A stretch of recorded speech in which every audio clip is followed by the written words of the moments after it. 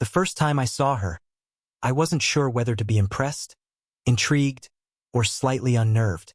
She had a presence that filled the room without making a sound, the kind of presence that made you aware of every little movement around her. She moved with effortless grace, her shoes clicking softly against the hardwood floor as she navigated the space like she owned it, though there was no arrogance in her step. Everything about her seemed measured, intentional, yet completely natural. I tried to focus on my task, telling myself it was just her first day as the nanny, that she was simply doing her job. But then she looked at me, not a quick glance, but a look that lingered, as if she could see not just the surface, but through the layers I carefully kept hidden.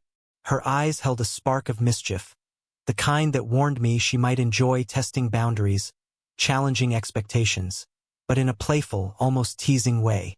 The first contact was accidental, or so I told myself. She passed behind me while rearranging a pile of books, and her hand brushed my arm. It was a fleeting touch, yet it left a warmth that crawled up my spine, surprising me with its sudden intimacy. I cleared my throat, forcing my attention back to the papers in front of me, but the sense of her presence lingered, subtle and insistently alive. She smiled, just a small, knowing curl of her lips, but it had an effect that no words could convey. It wasn't flirtation in a crude sense. It was more like a secret shared in silence, an unspoken acknowledgement that this meeting wasn't going to be ordinary. Even as I tried to convince myself I was composed, I found my pulse quickening, my mind oddly preoccupied with what she might do next. There was something about the way she moved around the space, pausing to adjust a vase here, straighten a cushion there, that suggested she noticed everything. The light caught in her hair in a way that made me want to look away, but I couldn't. The sound of her voice when she finally spoke was calm and measured, yet it carried an undertone of challenge, as if she were daring me to see her as more than just the woman hired to manage the household. I remember thinking, almost aloud, that I'd underestimated her.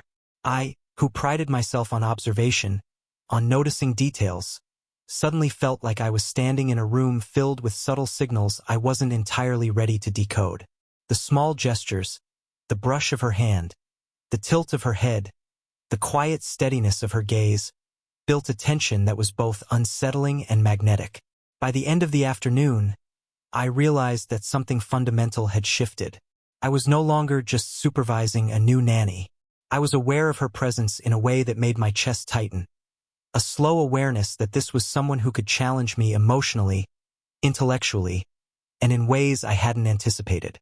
That first, mischievous smile lingered in my mind, a quiet promise that my world was about to become more complicated and infinitely more interesting. She seemed to enjoy watching me squirm in the smallest, most innocent ways. It wasn't overt and certainly not inappropriate. It was the kind of playful power that made you aware of every movement, every reaction. That morning, I walked into the living room, expecting it to be orderly. Instead, she had rearranged the magazines on the coffee table, stacked the cushions at odd angles, and left a subtle note that read, "I hope you like surprises." I froze, caught between irritation and amusement. Her presence was like gravity, inevitable, unshakable. When she appeared in the doorway, hands on her hips, her eyes sparkling with that quiet mischief, I realized she wasn't just testing the space. She was testing me. The room felt smaller somehow, charged with her confidence, and I was strangely aware of the slight brush of her sleeve as she passed by. My pulse picked up, but I convinced myself it was just the thrill of frustration. Her teasing wasn't verbal alone. She would lean over to pick up a book or adjust a vase, letting her hair brush my shoulder just long enough to make me conscious of her closeness. A subtle shift of her weight, a soft sigh as she studied the room, a glance that lingered. It was all calculated, yet natural. Every move communicated that she was aware of the tension she created, and she seemed to take quiet delight in it. Even ordinary tasks became arenas of unspoken challenge. When I tried to hand her a stack of papers, she tilted her head, smiled slightly, and said, "Are you sure you want to give me that much control?" I felt the warmth rise in my chest, a mixture of irritation and fascination. It was as though she had found a way to disarm me without a single aggressive word. leaving me both frustrated and inexplicably drawn to her. The more I tried to maintain composure, the more I realized I was losing control. Not in a dramatic, life-altering way, but in subtle, delicious increments. The way she moved through the room, the small, intentional gestures, and the mischievous flicker in her eyes created a dynamic I had never experienced before. Every glance, every near touch, felt like a silent negotiation of power, one that I was both unwilling and unable to resist. And yet, there was a softness beneath the playfulness. In her smile, there was an unspoken kindness, a gentle warmth that suggested her teasing was not cruelty, but a way to connect, to test the boundaries of trust without words. I found myself studying her, noticing details I hadn't before. The curve of her fingers, the way sunlight caught in her hair, the slight crease of her brow when she concentrated. Each observation pulled me further into her orbit. By the end of the morning, I understood that she wasn't just here to manage the household.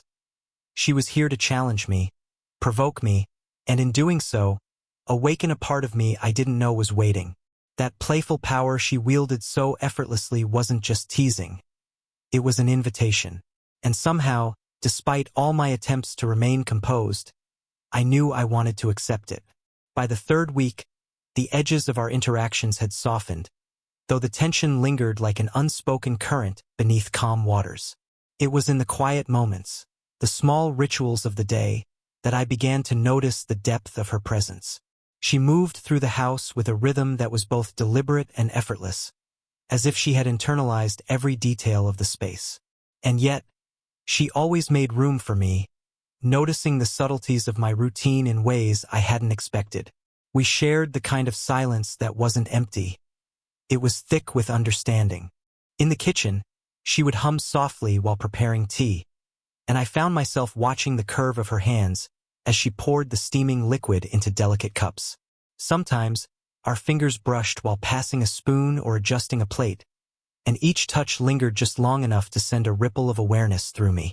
There was no rush, no overt intention, just the quiet intimacy of proximity.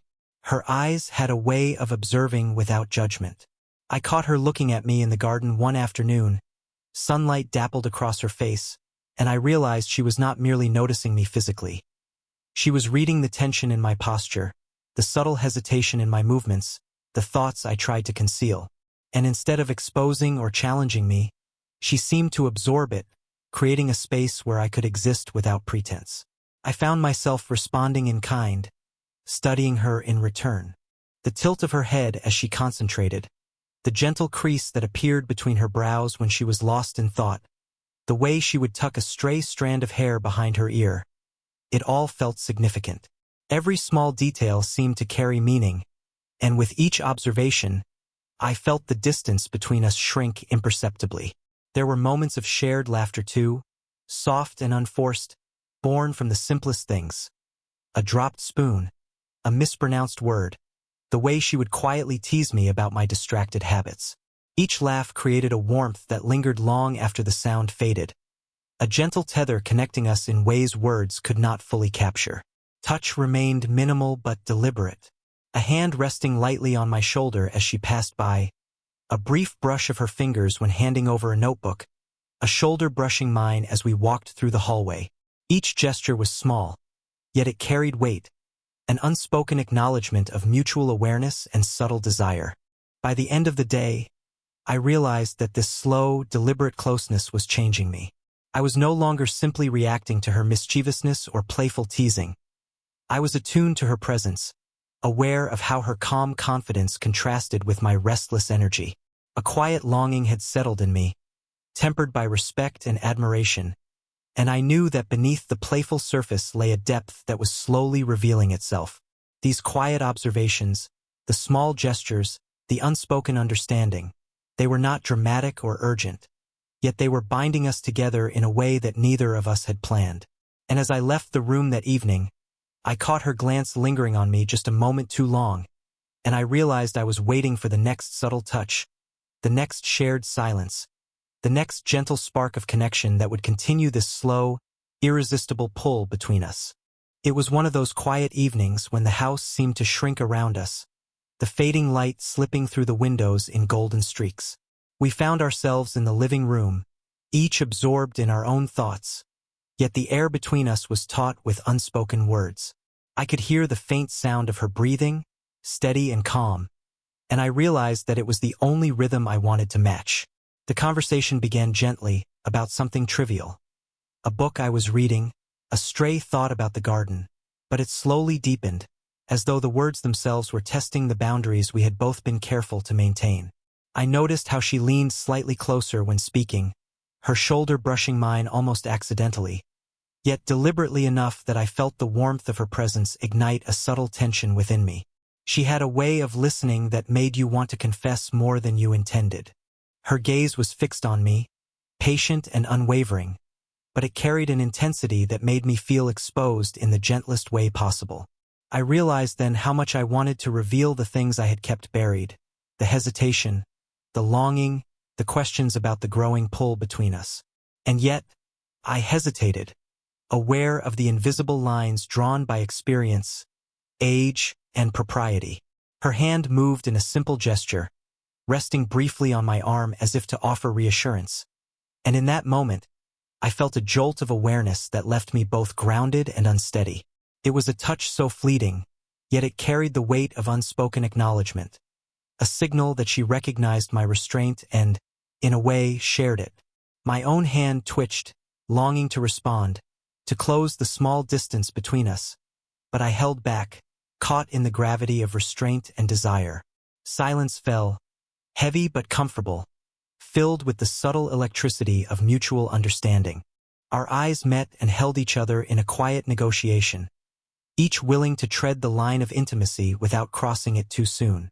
The tension was palpable, not dramatic, but intimate in the way that makes your chest tighten and your thoughts scatter in 1,000 directions at once. We spoke of small vulnerabilities next, carefully chosen confessions that hinted at deeper emotional truths. Her quiet worries about the children, my own insecurities about handling my responsibilities.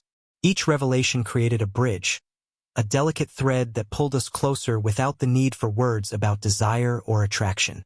The connection was raw, human, and profoundly real.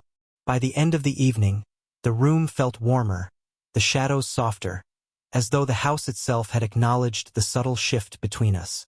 Our shoulders brushed once more as I passed her a cup of tea, and I caught the faintest smile, one that promised understanding, patience, and a future of unspoken possibilities.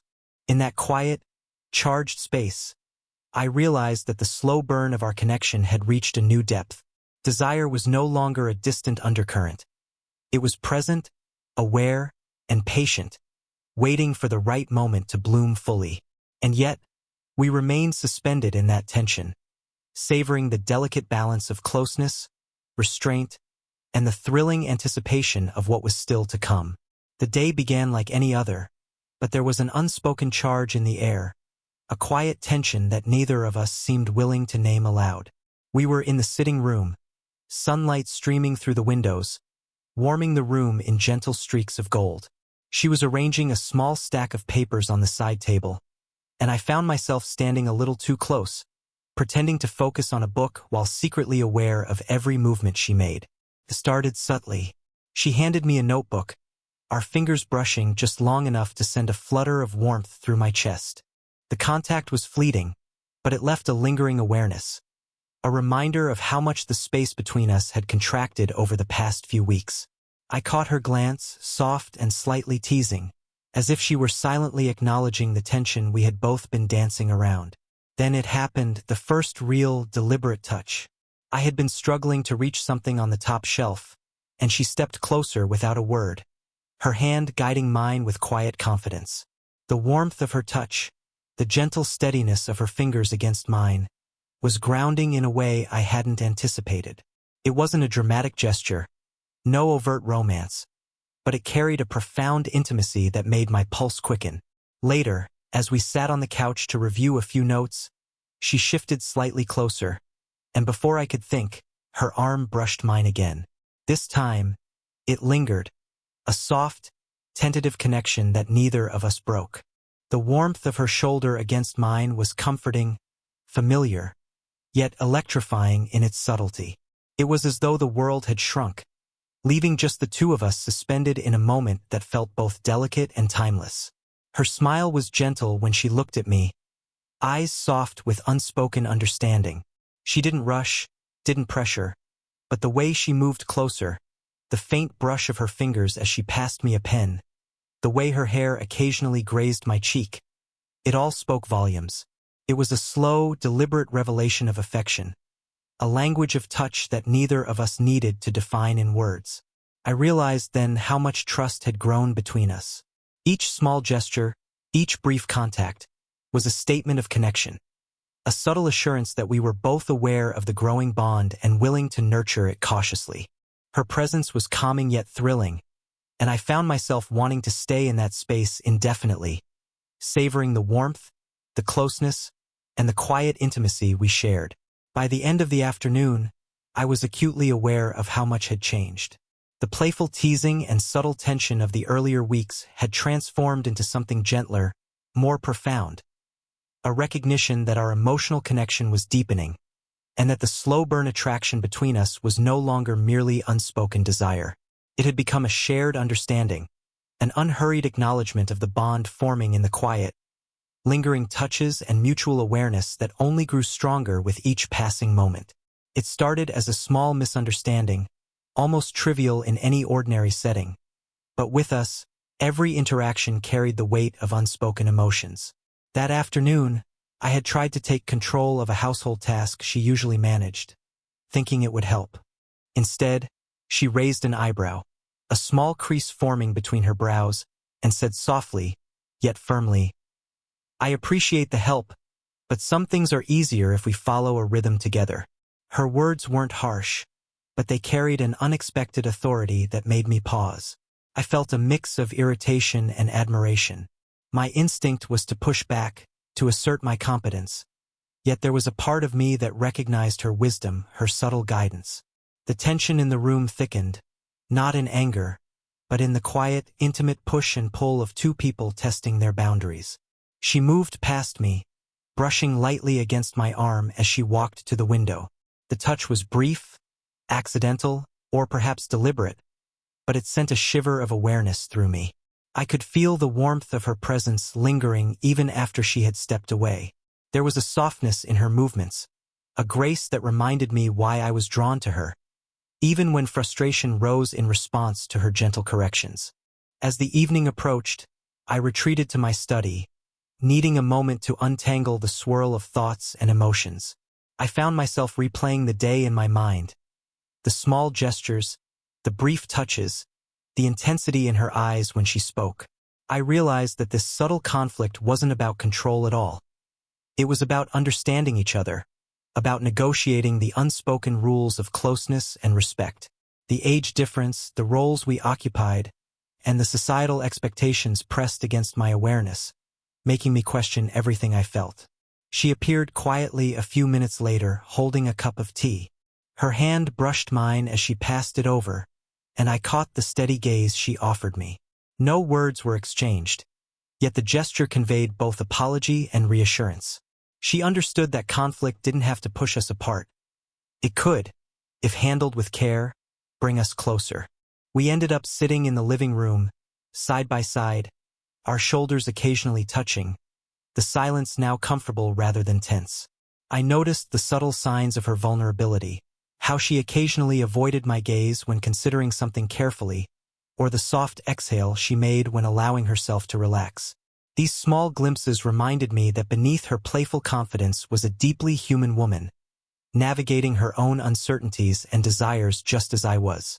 By the end of the evening, I recognized the lesson the day had offered.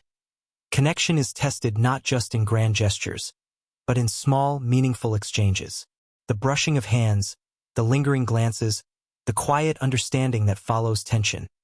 All of it built trust, patience, and emotional intimacy. Conflict, when approached with respect and awareness, could deepen the bond rather than weaken it. As I finally left the room, I caught her glance lingering on me, a faint, reassuring smile hinting at forgiveness and mutual understanding. The slow burn of our connection was no longer just a simmering attraction.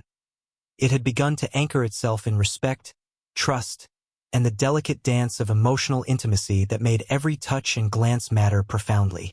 The house was quiet that evening, the kind of calm that invites reflection and closeness. The tension that had built over weeks, the teasing, the small challenges, the subtle misunderstandings, had softened into something entirely different. A comfortable, mutual awareness of one another that needed no words. Sunlight had long faded, replaced by the soft glow of a single lamp, casting warm golden shadows across the living room. We ended up sitting side by side on the couch, the cushions slightly creased from our earlier activities. The closeness was easy, natural, as though the space had always been meant for both of us. Our shoulders brushed occasionally, and each touch was unhurried, deliberate, and full of the quiet affirmation that we were present for each other. I felt the warmth of her arm near mine and couldn't help but notice how even small gestures carried an intimacy that went deeper than words could express.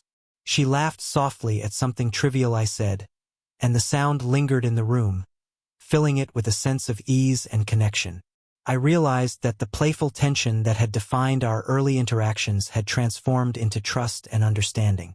Our glances met more often now, holding a weight of acknowledgement that neither of us needed to explain. The slow-burn attraction had found a rhythm, one that was patient, steady, and profoundly satisfying. At one point, she leaned slightly closer, her head resting gently against my shoulder.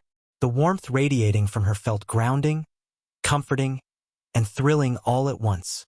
I instinctively moved a fraction closer, letting my arm brush along her back. The contact was tender, exploratory, and completely YouTube-safe, yet it carried a profound depth, a shared understanding of the emotional journey we had taken together. Her hand rested lightly on mine, fingers occasionally brushing as if testing the waters of our closeness. Each small movement spoke of connection, of mutual care, and of a desire to be near one another without needing to rush, declare, or complicate the feeling. The intimacy between us was no longer built on tension or teasing. It was quiet, patient, and full of a gentle, unspoken affection. We shared our thoughts about the weeks that had passed, reflecting on the playful challenges, the moments of hesitation, and the quiet confessions that had drawn us closer. Her voice was soft, confident, and warm, and I listened, realizing how much I had come to trust her presence in my life. The age difference, the initial hesitations, all of it seemed secondary now to the bond we had nurtured. A bond rooted in understanding, patience, and mutual respect. As the evening drew to a close, there was no grand declaration, no dramatic gesture. Instead, there was a lingering sense of fulfillment, a calm certainty that the slow burn had reached its natural, satisfying resolution. She rested her head lightly on my shoulder once more, and I felt a quiet joy in returning the gesture, letting her know through touch that I was here, fully present, and deeply attuned to her. In that simple, tender moment, the story of our connection found its conclusion. Not in a rush of passion, but in the warmth of proximity, the steadiness of shared presence, and the profound satisfaction of a bond built carefully, patiently, and with genuine care. The slow burn had blossomed into emotional harmony, leaving both of us quietly exhilarated, content, and irrevocably intertwined. If you felt the slow burn tension and the quiet romance as much as I did, don't forget to hit like and subscribe for more heartwarming stories. And tell me in the comments, which moment in the story made your heart skip a beat? I'd love to hear your thoughts.